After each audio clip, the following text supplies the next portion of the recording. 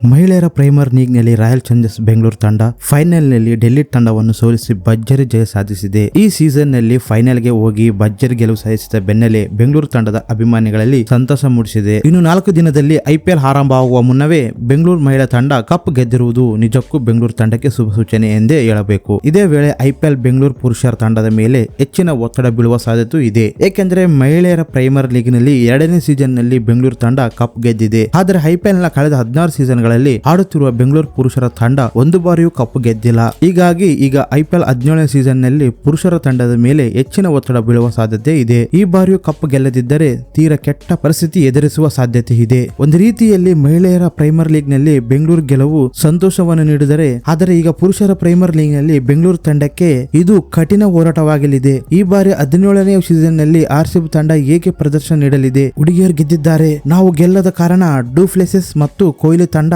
ಟೆನ್ಷನ್ಗೆ ಒಳಗಾಗುವ ಸಾಧ್ಯತೆ ಇದೆ.